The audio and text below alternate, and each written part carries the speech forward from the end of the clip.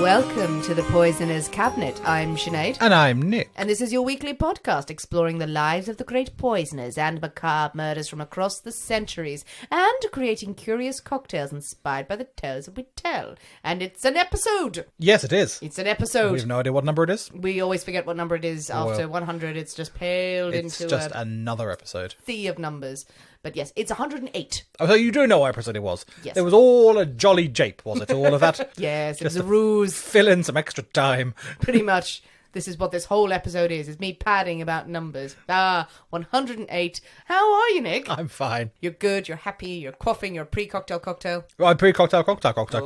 Oh, you've got a big plan for the night, Absolutely. I see. Yeah, I've got plans. It's going to be exciting. Very good. What is the pre-cocktail It cocktail? is a Negroni. It has to be. It's generally usually is a Negroni. Gets you in the zone. Yeah, it does. And I should put the pen down that clicks. Yes, Otherwise I'll hear that Yeah, through editing. otherwise I should be murdered halfway through the episode. With the pen. With the pen, yeah. I read any poisonings this week? Well, you, by the sounds of you. Only a slight cold. I mean, if I laugh really heavily, I will go into a coughing fit. Oh, good. Yes. But Perfect for recording. absolutely fine. It's no problem whatsoever. If I sound a bit nasal, it's just because everything's congealed.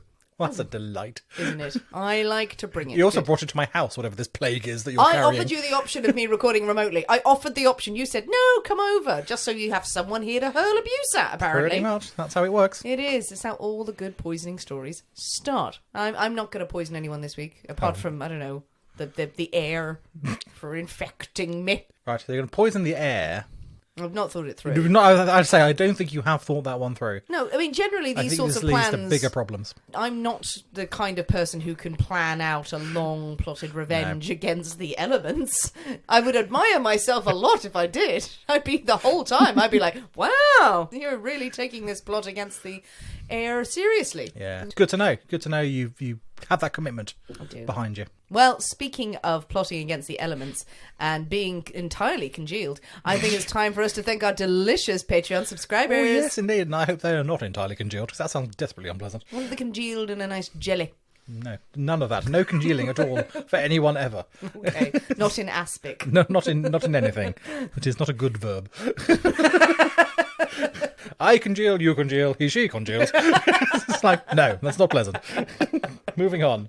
So anyway, thank you to the very non-congealed Canagabble. I may have pronounced that entirely wrongly. And to Jessie Ann 81. Lovely, lovely, very sexy Patreon subscribers. Indeed. Thank you very much for joining us. Hoping there's lots of exciting things going on over there.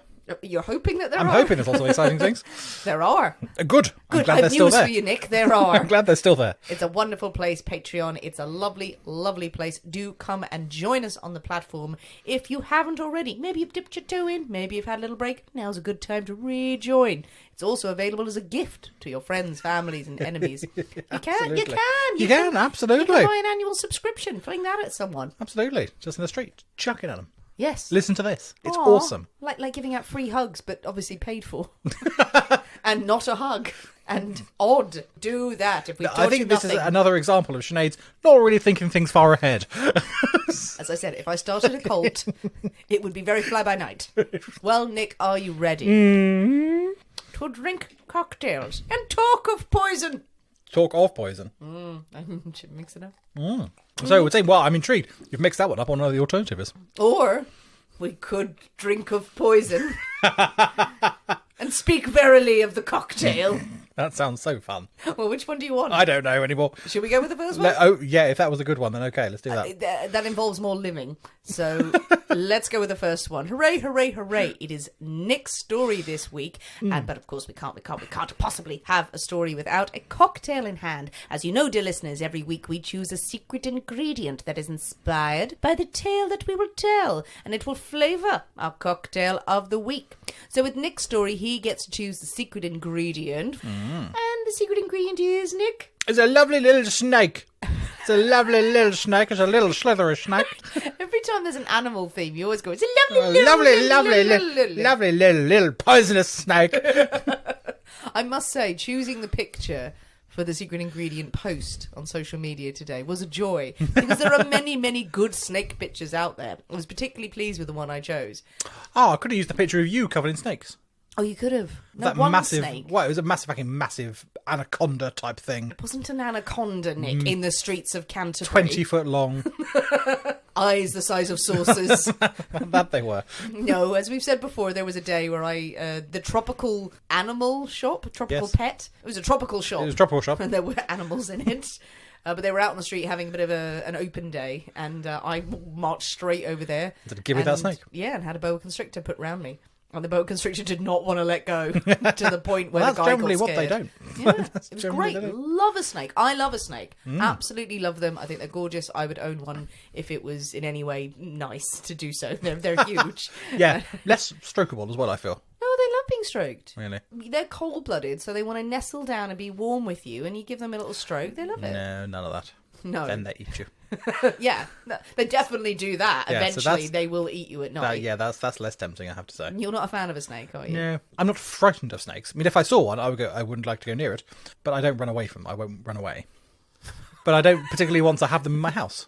Okay. If there was one here now, I would be alarmed. Well, I'm glad we've covered that. Look, if you're going to put an animal as a secret ingredient, we're going to have a chat about it because, as you know, I will have feelings. So many feelings. There are some snake liqueurs. There are drinks There involving snakes. are various drinks with snake wine, Yes. all those sorts of things. What's snake wine? Snake wine is a wine with snakes in it.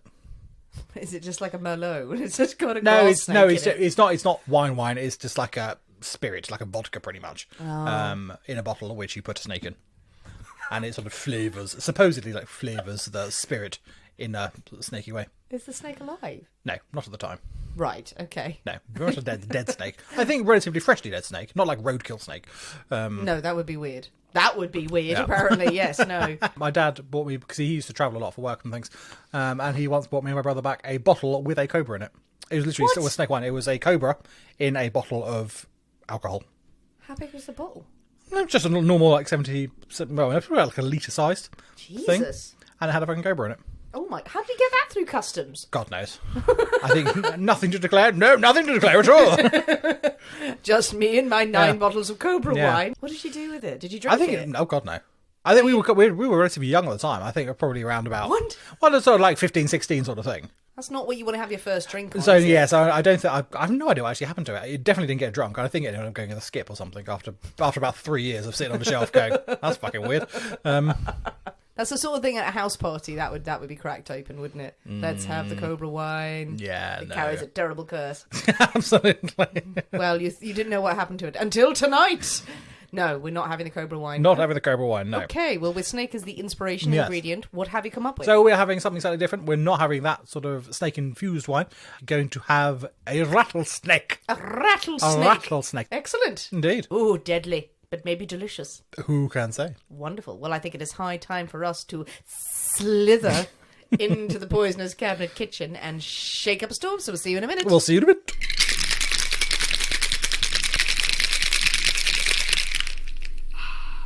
And we're back. Hello. Oh, Nick, a rattlesnake. The rattlesnake. Now, this looks very pretty. And it's the way you've done it. I don't know if it's...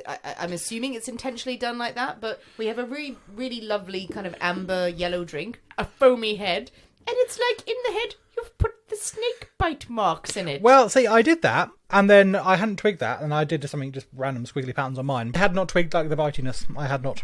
Yeah. I had not considered, but I'm going to say yes, I did that entirely on purpose. You'll see it in the cocktail pictures that we share this evening. But yeah, the way Nick has done my one, it does look like the teeth marks, the fang marks. Fair enough, let's of go a with that. snake. You've done very well, Nick. Well oh, done, you're me. genius. You absolute I'm genius. so you. very good. Ooh, what's it going to taste like? Is it going to take snaky and rattly and Rattly. a poison, a venom? Venom. It tastes venomous. That's Yeah, my way of saying rattlesnakes it. pretty deadly, aren't they? Pretty Yeah. deadly. Okay. It's not as deadly as an anaconda, which just eats you. These are my very, very tenuous snake Excellent, facts here. excellent snake facts. Excellent. With like John Voight coming up a river. God, that's a good film. It's an excellent film. God, that's a good film. He's so bad in it. So it's very pretty. Smells of aromatic. Smells booze. Smells of booze. Excellent. Well, Merry Christmas. Merry Let's Christmas. dive in. That was not what I was expecting. Really? Yeah. Oh, I don't know what you were expecting. Not that. Well, it doesn't taste bad. No, it doesn't. It's very nice, actually, yeah. I thought it was going to be a lot stronger. I thought it was going to be a lot heavier, a lot boozier than it is. Yeah, it's very citrusy. Nice mouthfeel. I'm going to venture that there's some egg white in here, hence the foamy head. Very nice. Yeah, no, that's good. I for something called a rattlesnake, I was expecting something sharp and bitey. I was expecting something with a lot more punch, Yeah, I think. yes, indeed, as was I. Which this is very smooth and lovely. This is more of a, I don't know, some sort of silkworm. Some sort of cuddly toy. Yeah, pretty much, yeah. It's quite pleasant. I'll go with that. You going to talk us through it? Well, I mean, it's whiskey. What? It's a lot of whiskey. It's rye whiskey. Yep, in there with some lemon juice. The recipe calls for a muscovado sugar syrup. Now, I didn't have any muscovado sugar syrup, so I've used agave, which I thought might have the same sort of notes to it. And then with a bit of an absinthe rinse in the glass. Ah, okay. So I thought a combination of rye and absinthe, I thought it's going to blow your head off. But perhaps there's too much agave. I don't know if it's a lot sweeter than a muscovado, because it certainly has tempered the whole thing right down. It's perfectly pleasant. But it's not the punch that I was anticipating. Yes, agave is quite sweet, but I don't find it much sweeter than other sugar syrups. And I've used muscovado sugar syrup. I've made it at home. It's pretty sweet. It's just a little bit more flavours of molasses, which would, I suppose, match with the whiskey. It's a sweet cocktail. I'm not going, oh my God, it's over the top. But maybe it's the egg white in there. Oh, there is an egg white in there as well. As Sinead did say. There is an egg white, yes, which you get the lovely foaminess is due to a need to an egg white. If you just had that neat without the egg white, I don't know if that would change the flavour profile so much. I think it is the combination of the lemon and the sugar are really mellowing the whole thing down, whole thing out. Yeah, that's really intriguing because I would be intrigued to try it with a lot less sugar. Because it's a lovely drink. It really is really nice. And we're nitpicking. It's 108 episodes, so we're going to nitpick here. I guess, yeah, we were expecting something sharp and punchy for a rattlesnake. Maybe it's just down to the naming of it. Yeah, potentially. It's a really clever cocktail because, again, nice. I would not have said that there was whiskey in there. The absinthe it's a rye, as well. A rye whiskey. Well, a rye. It's still bloody whiskey. It's still whiskey. It's still whiskey. It's still a not whiskey. gin, is it? It's not gin. But with the absinthe rinse as well.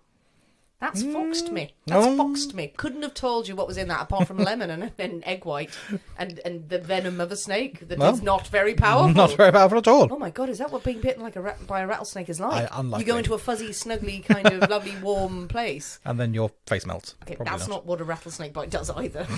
You've been watching Raiders of the Lost Ark too much and getting very confused. Very confused about what's going on there. Fallen asleep watching one film, woken up with another one and went, oh, that's how snake bites work. Yeah, right. absolutely.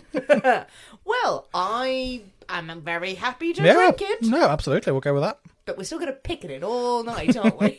We have become very picky and judgmental. If we'd been served What do you mean we've become picky and judgmental? More so. I didn't think it was possible, Nick. If we'd had this on week, I don't know, 5 of this show, we'd have gone, what a triumph, what a lovely thing. We're like, no, the name and the combination of things is not quite right. Do it again. Well, you'll have to mix up more later, and then we'll experiment. But with our rattlesnakes, cautiously in hand. Cautiously, because we don't quite trust them. And I don't quite trust this cocktail, but I'm going to drink it. Is it time for a story? It most certainly is. Yay! Most certainly is. So I'm going to get right in there, and we're going to reveal the naming of our cocktail, our secret ingredient, pretty much straight away. And some of you may well have guessed who we're going to talk about today. Okay. So we are going to have the story of Charles Sobhraj. Ooh. A killer who became known as the Serpent. Right. Oh, okay. Okay. So there we go. We're right in there. Okay. Now, I would say that is quite a cool serial killer sobriquet. The Serpent. It's a good name. He was also known as the Bikini Killer. Okay. Which is so much less cool. I did not know that he was called the Bikini Killer. Also the Bikini. The Serpent was a much later development. Yes. At the time, it was the Bikini Killer. Which is a B movie. Yeah, absolutely. The Serpent and the Bikini Killer is a brilliant B movie that I want to watch. Yeah. Bikini Killer, that is... I think there must be a film that's called that, actually. The Bikini Killer. What did he do? I don't know. He killed bikinis. Or he killed wearing a bikini. He hated bikinis. He killed them all. I've heard of your man. Good. Because I can't pronounce his surname. Sobhraj. I've heard of the Serpent. I know there's been a TV show about him recently. Did not watch it, so I really don't know the story. Well, you're quite right. So I have been planning on doing this story for quite some time. He's been from the very first us talking about doing this podcast. He has been on my list. I think it was January 2021. Yes. The BBC brought out the series, a TV series called The Serpent, based on a dramatisation of this chap's life. Then I thought, oh, you bastards, I can't do that now because he's all over the place and everyone's going to know. So I put it on the back burner. But I thought, it's 2022 now. Yeah. Everyone's forgotten what that TV series was about. So let's do it. Great. We shall begin at the beginning. It's a very good place to start. Charles was born Hochand Bawani Gamukha Sobhraj. Okay. This is a real name. From where? Born in April 1944. He's the illegitimate son of a Vietnamese peasant girl and a very wealthy Indian merchant who was living in Saigon, now Ho Chi Minh City in Vietnam. Now, despite promises of wedding bells, soon after his birth, Charles's father abandons his young son and marries an Indian woman, leaving Charles and his mother to fend for themselves. Oh. Now, not long after this, Charles's mother begins a relationship with a French lieutenant who is stationed in Vietnam. And when Charles was 4 years old, they marry. And they go on to have several children of their own between them, who unfortunately certainly receive more attention, more love, especially from their father. Charles is somewhat left out in the cold. Now, after the Second World War, the French, with the help of the Brits, obviously, are trying to re-establish control of all their sort of former colonies that have been liberated or invaded during the war, and sort of Vietnam was invaded by Japan and such. Yes, come crawling back, have you? So the French and the Brits try and re-establish their control of these colonies. The Vietnamese go, no, don't think so, thank you, we're fine. And there was quite a vicious battle between the sort of communist Vietnamese and the French and British forces trying to re-establish colonial control. It's not a fun place to be. And eventually, in 1953, Charles's stepfather takes the whole family back to France. Aye. It's just a miserable place to live, and they witness some horrendous things. But even back in Europe, Charles hates his life in France, especially the Catholic boarding school in Paris, where he's sent to be pretty much out of sight, out of mind. He is the only one of sort of an Asian descent in this boarding school full of sort of French lads. So everyone calls him names and they're very mean to him and no one talks to him. It is not a fun place to be at all. But apparently he is able to pull off an excellent Charlie Chaplin impersonation, which is why he gets the name Charles. What? So while in school, probably he's doing his best to fit in or something. So he starts impersonating the people he sees on in the films or something of the day. Yeah. So apparently he's quite good at this Charlie Chaplin bit that he does. Probably a lot of the sort of the French kids as well, not being able to pronounce his actual name particularly well, struggling with that. Going, well, Charles is easier for Charles is easier for to say. So and Charles sticks. Okay. He hates life in France so much that he runs away twice. He goes all the way back to Vietnam to try and connect with his father. Now, this is time before major air travel is available. So we're talking sort of like late 50s. Something like that. So it would have been a boat to get back to Vietnam at this point. How he afforded it, or if he stowed away on a cargo vessel or something, but he managed to do this. And both times he is sent packing by his father. So you're not wanted here, back to France. To do that twice. But he does it twice. So insane. obviously desperately trying to connect with his father. He's having a miserable time in France. The French lieutenant, not interested whatsoever. So he's trying to go and find his real father. Well, he wants to go back to his home and he's country, desperate to get back to his roots. Eventually, after, say, a couple of these back and forths, Charles's father agrees that Charles can visit for a trial period to see how he gets on. And yes, I will pay for a ticket. He's a wealthy man. I'll pay for a ticket for Charles to come over, not having to stow away on a cargo ship or something. Money for the tickets never arrives. And Charles is distraught and furious about this, what he sees as this sort of betrayal, really. Yeah. And he turns to robbery, car theft, any sort of petty crime in France, primarily to try and get enough money to get a ticket together to go over, and he ends up in jail. But far from deterring him from a life of crime, as jail is meant to do, he actually thrives inside, making connections with various criminal gangs who operate throughout the city. How old around this time? So probably around this time he is going to be mid-teens. Wow. Sort of, late teens, I think. It's a very sad start, isn't it? Yeah. Just this desperation to go home, I guess, and also for Daddy to recognise him. Yeah. And, you know, clearly a man of power and a man of wealth. Maybe he's not the favourite child at home. Yeah. And the second with his stepfather either. Yeah, absolutely. So his father's got a new life with his new wife and I think new children. His mother's got a new life with a stepfather and new children there, and he's sort of left going, will someone love me? Well, it's not a very nice time or place to be an immigrant, really, is it? Not at all. And France is just coming out of being after the Second World War, so France is as poor as anything as well, trying to rebuild after that disaster. When he is finally released, he still continues with his goal of trying to reconnect with his father, and he finally gets back to Vietnam. The family reunion is somewhat tense. Charles's father agrees, fine, you can stay for a bit to see how things go. However, when Charles writes off his father's new car, this does not go down well. It wouldn't. He takes the car without permission and manages to write it off. He is then packed off, but this time to India to live with relatives. His father's an Indian merchant, he's a businessman. Yeah. He's packed off to live with relatives in India. This also does not particularly go well, and he manages again to find his way across to Vietnam, back to his father. His father is not interested at all. No interest in getting to know his son, and again sends him back to France. So what's this dynamic that he's trying to go back and forth? I mean, maybe we'll talk about it later, but it seems quite a cycle of destruction. Absolutely. Yeah, you'd have thought, because this is about the fourth time or so he's tried to reconnect with his father. Why expecting this time to go any different than the others when they have been steadily getting worse?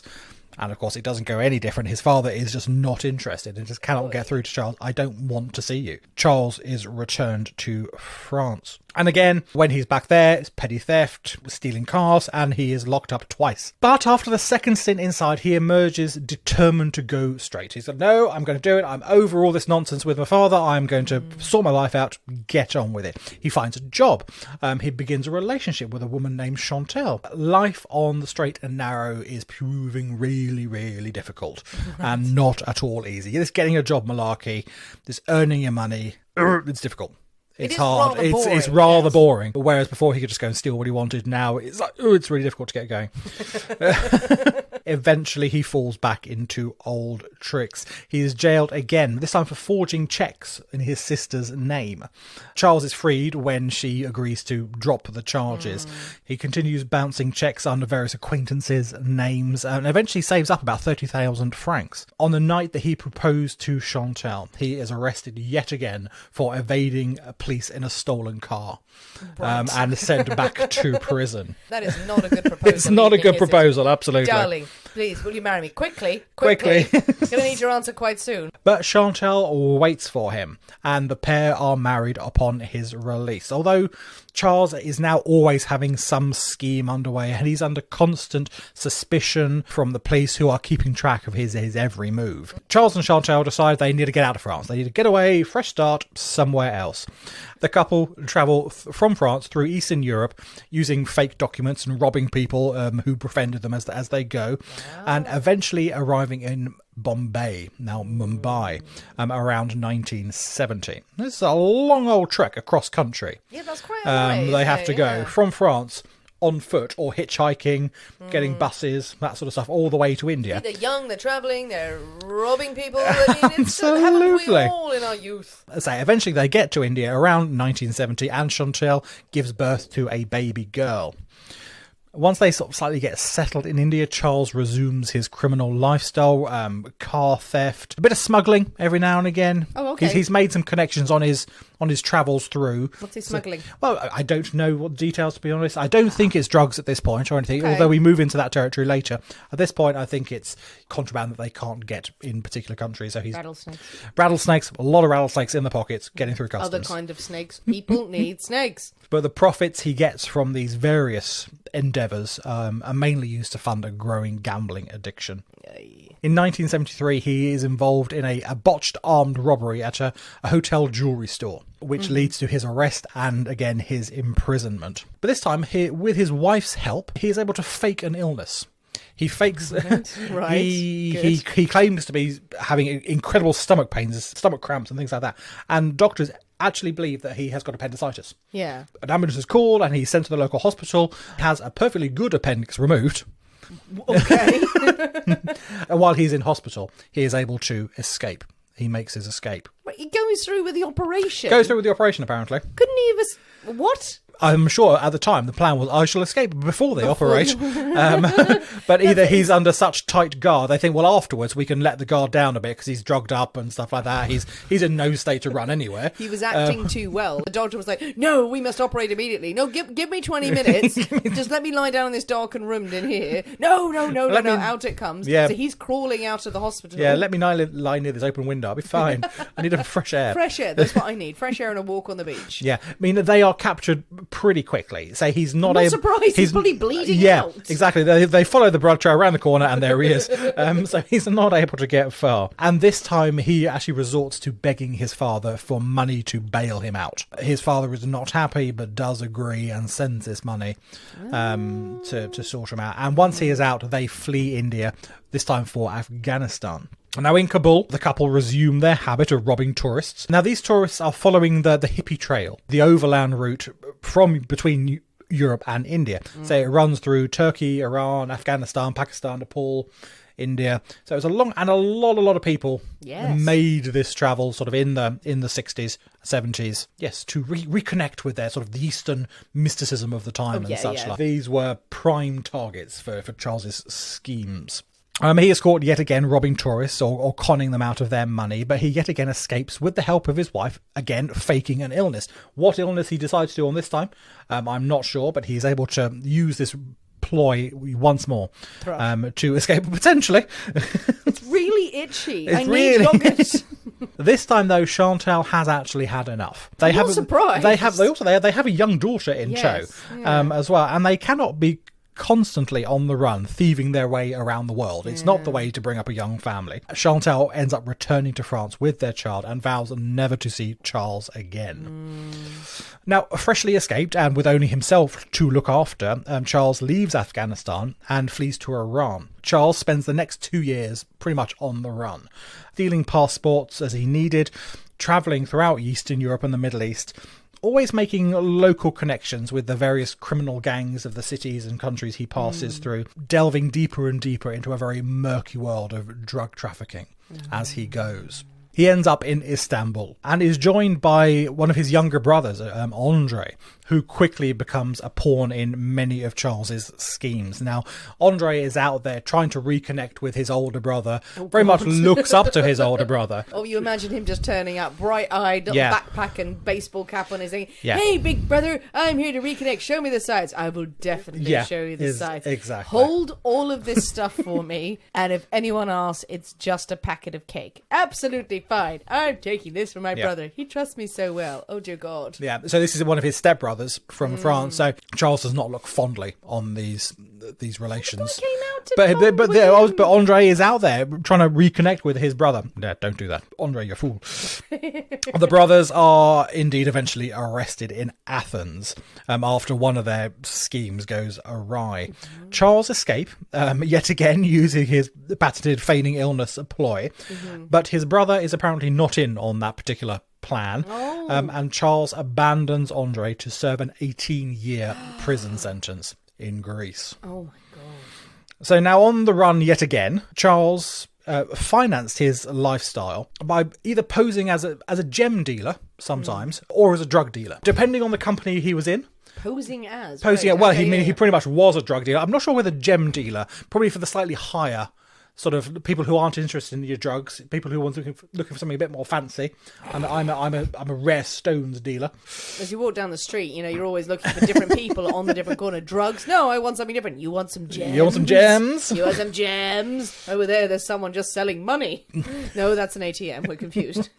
But it seems to work on the different types of people he's after, and he befriends many of these travellers and strikes when they let their guard down, either robbing them blind, conning them mainly out of cash. In Thailand, he meets Marie-André Leclerc from Quebec. Now, she is one of these many tourists looking for adventure in the Middle East, and is quickly enamoured with Charles and his life of adventure, his ability to get drugs very easily.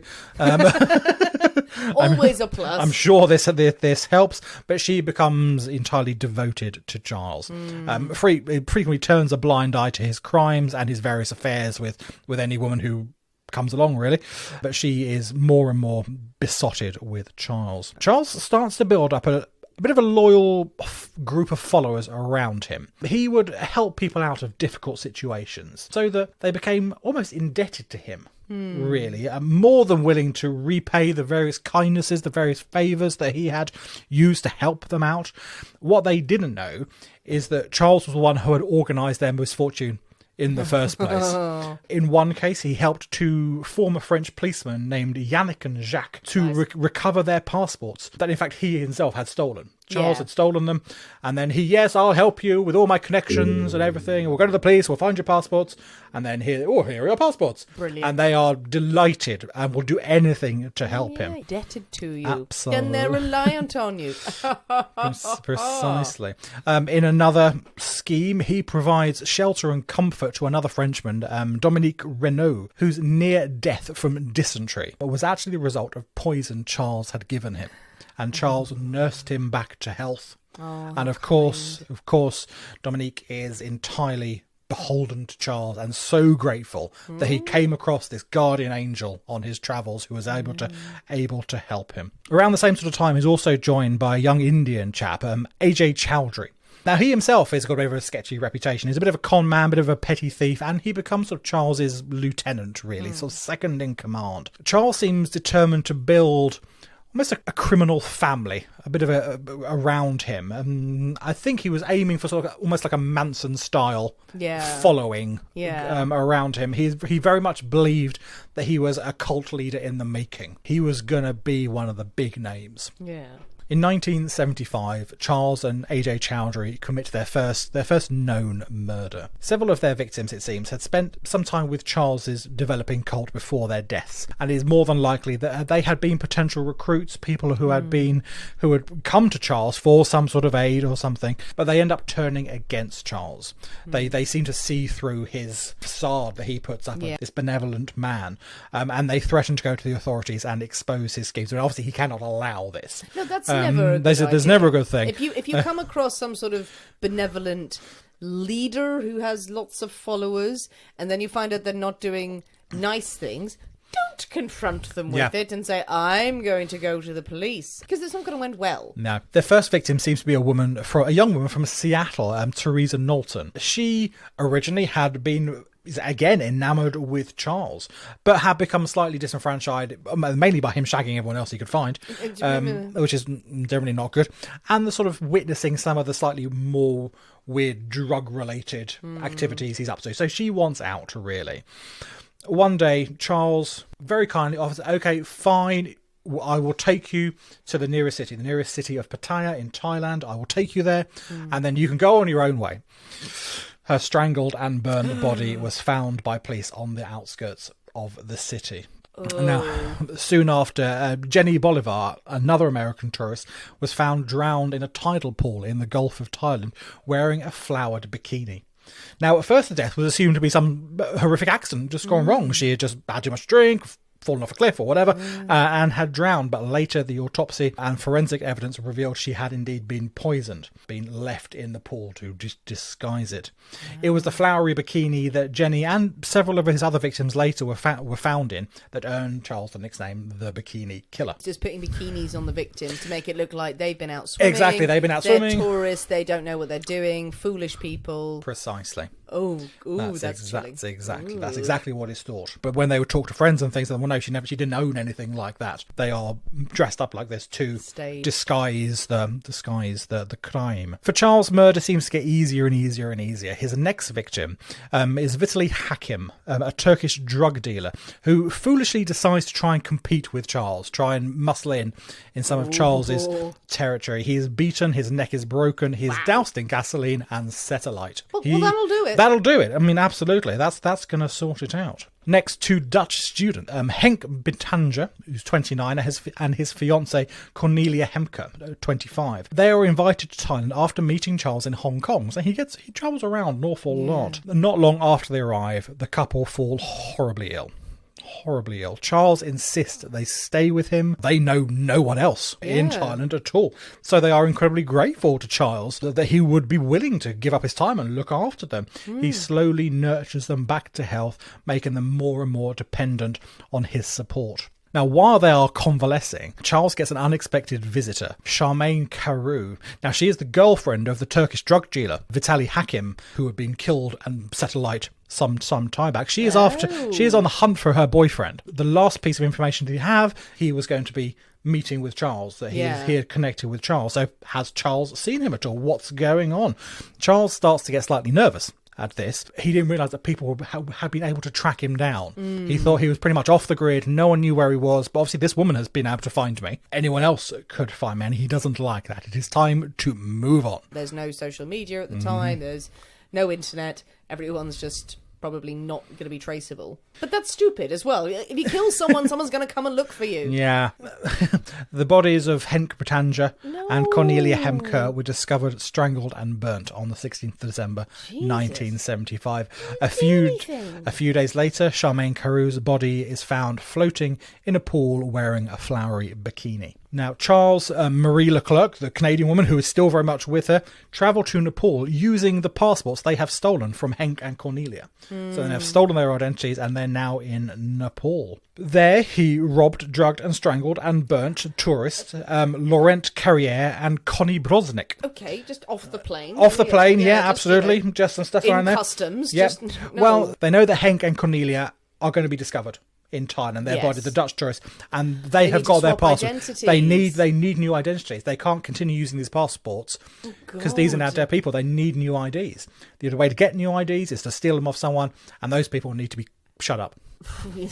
It seems so obvious, but we're in the digital age now. You have a digital fingerprint, you have a digital trace. Back then it was just like, no, we'll just steal someone's passport, and if anyone asks questions, we'll kill them, and we can just be that person. Absolutely, because now that happens now instantly across the world. That person is registered as passports are cancelled, and it happens instantly across the globe. You're tracked, and everything. Back then, when everything is just literally a bit of paper that you've got, you look a little bit like them. You look a little bit like them, or something that you can get away with it. And it takes a long time for information to travel around the place.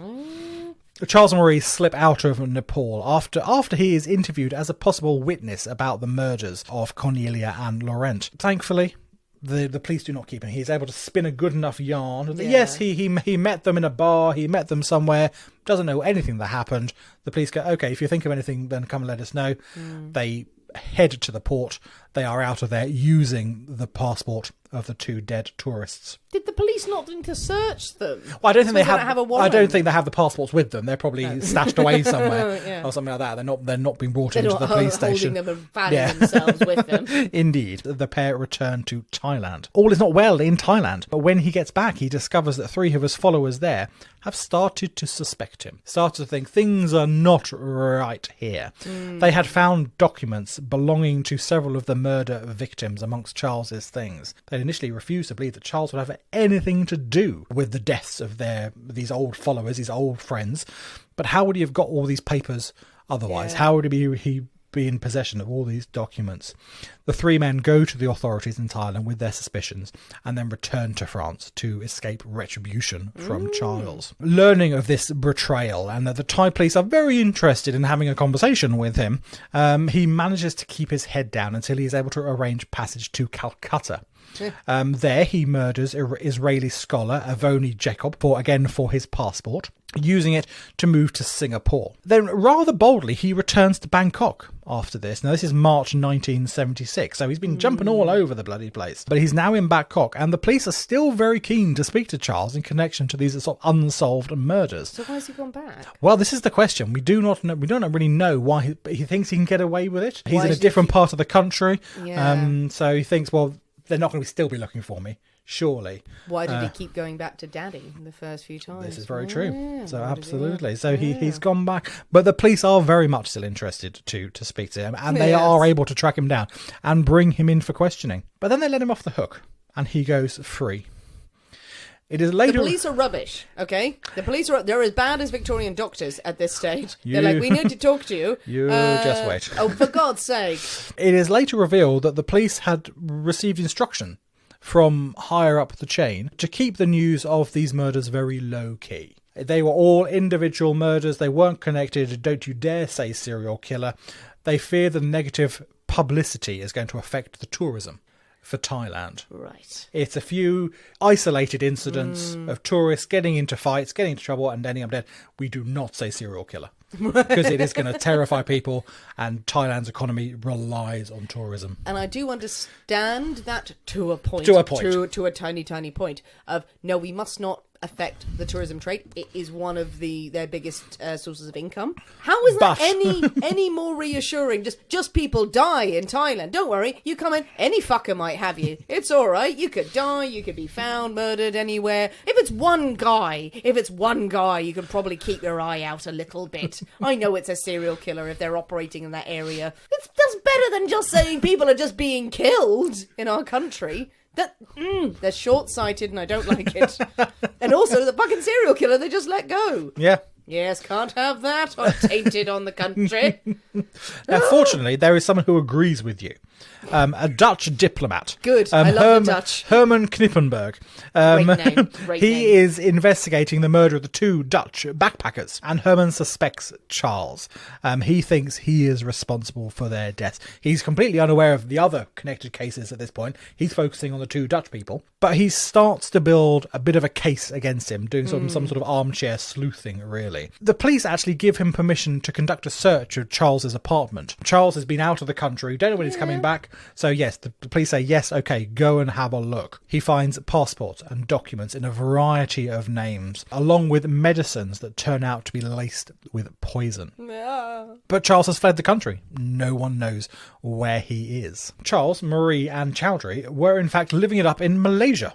Oh, no, Malaysia's lovely. Malaysia is a lovely place, perhaps on one of the lovely islands. They're having a jolly old time. There, Charles and Chowdhury, they steal a shipment of precious stones, some that are destined to a wealthy client in Singapore. After the theft, Chowdhury was never seen again. And his body hasn't, to this day, never been found. It is believed, it is believed that Charles murders his former accomplice before, this time heading to Geneva, Switzerland, in order to sell on their now stolen gems. God, poor Switzerland. Switzerland gets such a bad rap, this sort of thing. Neutrality. Exactly. Bring it on. Bring in your dodgy gems. Yes. Thailand right now is just going, okay, people have died, but the beaches are amazing. The beaches are lovely. Now, with pockets full of cash from their gems, the couple are soon back in Asia with a plan to rebuild his clan. They start in Bombay this time. Barbara Cheryl Smith and Mary Ellen Ether, who had travelled to the east to find enlightenment. They find Charles. He once again tries his old poison trick. Again on a Frenchman, Jean-Luc Solomon. The poison is only supposed to incapacitate him, so Charles can rob him and then come to his rescue. Yes. Of course, unknown to Charles, Jean-Luc has an underlying medical condition and quickly succumbs to the poison. Ooh. The 2 new recruits are slightly terrified by this development. This is all meant to be a jolly ruse. He's going to feel ill for a bit. He'll nurse him back to health, and everyone will be very jolly and happy. No one expects death at this point. Murder is a whole nother level. Charles convinced them it is all a dreadful, dreadful accident. Even it was a dreadful accident, but it's never going to happen again. And they go, okay, fine. Because I suppose everyone else he's murdered, he's taken those people off, disposed of them. There we go. In the folds of his little tiny following, they're not expecting to have a dead body on their hands to deal with. No, indeed not. Naive as they are. In 1976 in New Delhi, Charles and the 3 women he is with, they trick a tour group of French students into accepting them as guides. Now, on some reports I read, this tour group is about 60 strong. What? There are a lot of... They're all French students and now being guided around by Charles. He then drugs them with pills that he pretends are anti-dysentery medicine. Right. So take one of them. We're going to the countryside. You best take one of these. You don't want to get a dodgy tummy in there. So take one of these pills. You'll be right as rain. However, the drugs start to act too quickly. And pretty much the students start dropping unconscious where they stand. Like within minutes of taking this drug, they're on the floor. A number of them quickly realise that they have been drugged and they are able to overpower Charles. The bigger ones, then the drug is not taking effect quite as quickly, and they are able to overpower Charles and alert the authorities to what has happened to their friends. Charles, Marie, Barbara and Mary are all arrested. During interrogation, Barbara and Mary quickly crack and confess to everything. Absolutely everything. Charles is charged with the murder of Solomon, and all 4 are sent to Tihar prison outside New Delhi, which is a hellhole. Yeah. Absolute hellhole. And they left there while they are waiting trial. So the conditions inside this notorious prison are unbearable. Both Barbara and Mary attempt suicide during they're waiting. They wait 2 years for their trial to happen, and things are so bad that they try to kill themselves. Charles, however, has entered prison with a variety of precious stones discreted about himself. Okay, nice. And with the right bribe to the right officer, the right warden, the right guard, he's having a great time. Yeah. He is living quite comfortably. Eventually, when they get to trial, Charles turns this into a bit of a show. He hires and fires lawyers all over the place. He even brings in his recently paroled, and for God knows why reason, his still loyal brother, Andre, who's just been released out of prison in Athens, to sort of give a character witness. Oh, God. For Charles. And going, what the hell are you... But Andre's there going, yes, he's my brother, he's very nice. Poor Andre is an idiot. He's so wide-eyed and was probably like, I made a foolish mistake. The lawyer's, really the catalogue of death that he has left in his wake. Yeah. Nothing's ringing a bell with you here. I'm sure it was all just a misunderstanding. Andre is an idiot, and he deserves to go back to jail. Put him in jail for all of this business. Again, stupid. Somehow Charles manages to escape the death penalty, which is very much in vogue in India. Very... And he is sentenced to 12 years in prison, which I thought was a surprisingly light sentence for that. But he's sentenced to 12 they sort of tend years. to go death or nothing. Well, yeah, potentially true. Marie Leclerc, she is also found guilty, but this time of drugging the French student. She is later paroled and returned to Canada. She was still claiming her innocence, and she dies at home in April 1984. Now, Charles's systematic bribery of the prison guards at Tihar, it reached slightly outrageous levels. He lives a life of pretty much luxury inside this maximum security miserable prison. He has a TV in his cell. He has food prepared from him individually. He doesn't eat what the rest of the prisoners have. He has nice food. He befriends the guards and the prisoners. He would sort of like walk in and out of jail whenever he fancied. He would take a trip into the local village. As long as you're back by bedtime, then it's fine. It's not a bother at all. He revels in his notoriety, and he invites authors and journalists to come to interview him in prison. Any request for someone to come and see him and see how marvellous, what a lovely time he's having. Look at me. He loves it. Now, despite his comfortable surroundings in the prison, there is one thing that is causing him major concern. Is it the diamond that was stuck? It's not the diamond that is stuck. It's that he's going to be released too soon. He knows that the Thai authorities are still after him for the murders he has committed in Thailand. Now, his relatively short sentence of 12 years will mean that when he is released, the statute of limitations on murder in Thailand, which was 20 years at the time, would not have elapsed. No. So he would have been extradited straight to Thailand, and he would be dead. Yes. There's no doubt that is going to be execution for you. He needs a way to extend his stay in India. If he can just creep over that 20-year mark from his crimes in Thailand, he can walk out scot-free. So what's he going to do? In March 1986, on the 10th anniversary of his time in prison, he throws a party. A lovely, great big party in the prison for his prisoner friends and his guard friends. Everyone's welcome. No one's questioning that. He falls back onto one of his old tricks. He drugs all the food and drink at the party with sleeping pills. Right. That he's been able to smuggle in, no doubt with a healthy bribe of some shiny things. My head is in my hands. Okay. Right. Don't go to a party in prison, people, with a... What did you think was going to happen at this banquet that he's laid on? But he's been so good for 10 years. He's been a model prisoner for 10 years. Yes. So why would you suspect now Because of the bloody law, that's why. I don't think the extradition things had occurred to the wardens and the guards there. Something that was in Charles's mind, very much so, but I don't think they had considered that. Like, I think it must have applied to some people, but then, the people who turned up, like, free food. Well, pretty much, free food. I mean, absolutely. I would turn up to a free buffet, to be honest. If there was one in prison, I'd go as a visitor and then just, mop it up. Great, there's shrimp. Yeah. Great. Yeah, and they go for it. They eat everything in sight. And when most of the guards and prisoners are fast asleep, dreaming lovely, lovely dreams, he walks out the front door. For God's sake! He just walks out the front door. Jesus Christ. But his plan is not to flee. He is not trying to escape the country or anything like that. He purely wants to escape prison. He is caught within 3 days and sent back to prison, and his prison term is extended for 10 years. So it'd be 22 years. So it'd be 22 20 years. 20 20 years years in in jail. And he is still living his life of comfort and loveliness. So maybe it's a ploy with the guards. Maybe they've all gone, you know what, I'll knock you out. I'm going to walk out. I have to make it look like this. You guys are all on board with this. Okay, wink, wink, nudge, nudge. Wink, nudge, nudge. You had no control over me. Potentially. So God. there may So have he been goes some... back in 10 years? So he goes back in. He's in there for 10 years. Comfortable, lovely surroundings, lovely food being prepared for him, all very comfortable, knowing that when he is released, Thailand cannot touch him. He is released on the 17th of February. And there is nothing the Thai authorities can do. Too much time has passed. Evidence also has been lost, and few people remember anything about his crimes by this point. It's a long distant memory. No country particularly wants him. Indian authorities allow him to return to France a free man. In France, Charles cashes in on his pretty outrageous lifestyle.